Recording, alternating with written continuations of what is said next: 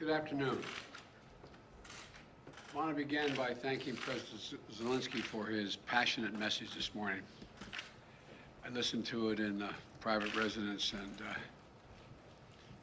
he was convincing and significant speech. He speaks for a people who have shown remarkable courage and strength in the face of brutal aggression. Courage and strength that's inspired not only Ukrainians, but the entire world.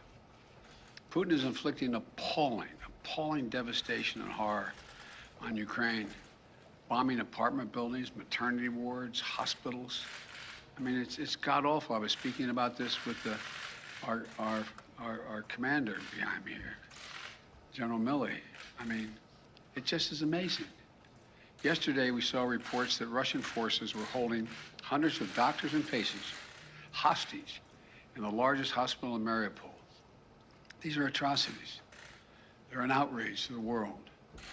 And the world is united in our support for Ukraine and our determination to make Putin pay a very heavy price.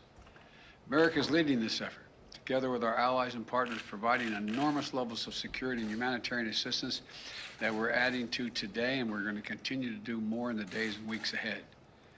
We're crippling Putin's economy with punishing sanctions that's going to only grow more painful over time, with the entire NATO and EU behind us and many other countries. What's at stake here are the principles that the United States and the United Nations and across the world stand for. It's about freedom. It's about the right of people to determine their own future. It's about making sure Ukraine will never be a victory for Putin, no matter what advances he makes on the battlefield. The American people are answering President Zelensky's call for more help, more weapons for Ukraine to defend itself, more tools to fight Russian aggression. And that's what we're doing. In fact, we started our assistance to Ukraine before this war began, as they started to do exercises along the Ukrainian border, the Russians, starting in March of last year. We took the threat of Putin invading very seriously, and we acted on it. We sent Ukraine more security assistance last year, $650 million in weapons, including anti-air and anti-armor equipment, before the invasion, more than we had ever provided before. So when the invasion began, they already had in their hands the kinds of weapons they needed to counter Russian advances. And once the war started, we immediately rushed $350 million in additional aid to further address their needs. Hundreds of anti-air systems, thousands of anti-tank weapons, transport helicopters, armed patrol boats, and other high-mobility vehicles, radar systems that help track incoming artillery and unmanned drones, secure communications equipment and tactical gear, satellite imagery and analysis capacity. And it's clearly helped Ukraine inflict dramatic losses on Russian forces. On Saturday, my administration authorized another $200 million to keep a steady flow of weapons and ammunition moving to Ukraine.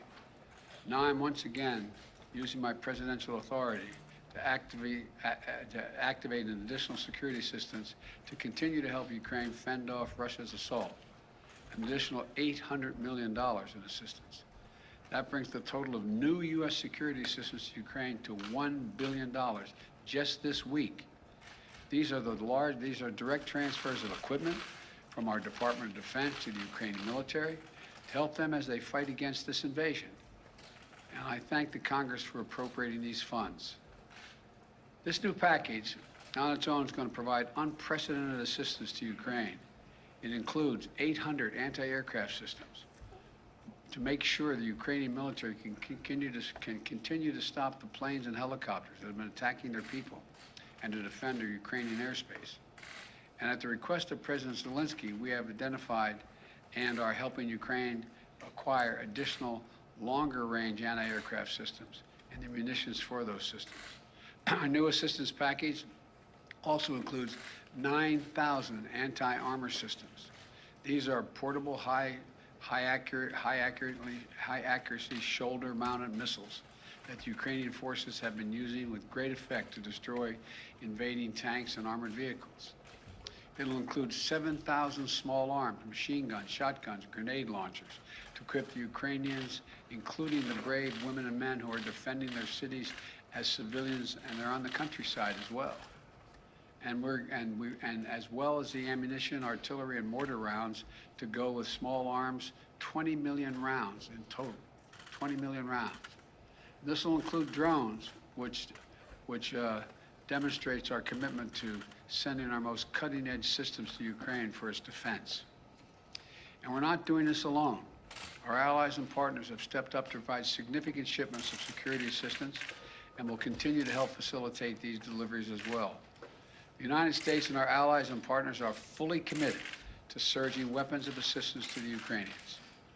And more will be coming as we source additional stocks of equipment that we're ready to transfer. Now I want to be honest with you. This could be a long and difficult battle, but the American people will be steadfast in our support of the people of Ukraine in the face of Putin's immoral, unethical attacks on civilian populations. We are united in our abhorrence of Putin's depraved onslaught, and we're going to continue to have their backs as they fight for their freedom, their democracy, their very survival. We're going to give Ukraine the arms to fight and defend themselves through all the difficult days ahead. We're going to continue to mobilize humanitarian relief to support people within Ukraine and those who have been forced to flee Ukraine. In just the past few weeks, we provided $300 million of humanitarian assistance to the people in Ukraine and in neighboring countries.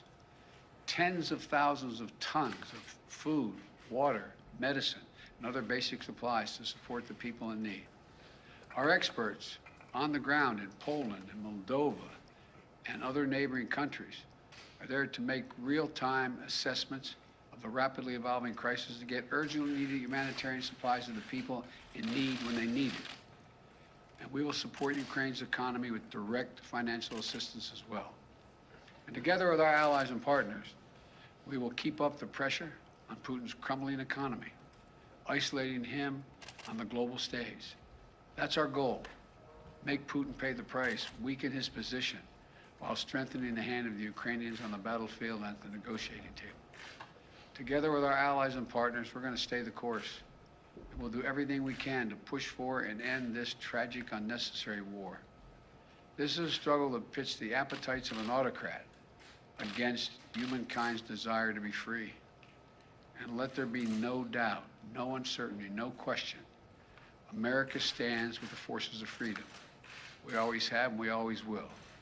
I thank you all, and God bless you. And I'm going to walk over and sign this bill to allow the drawdown of those materials. And may God protect their young Ukrainians who are out there defending their country.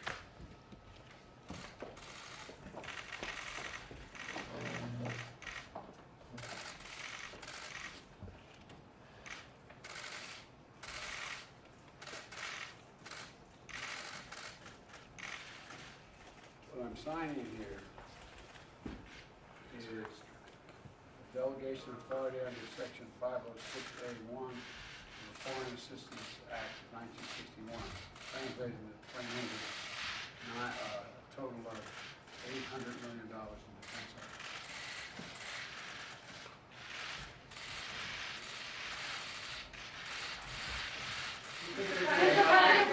Mr. President, what will it take for you to send the Polish MiGs that President Zelensky is asking for?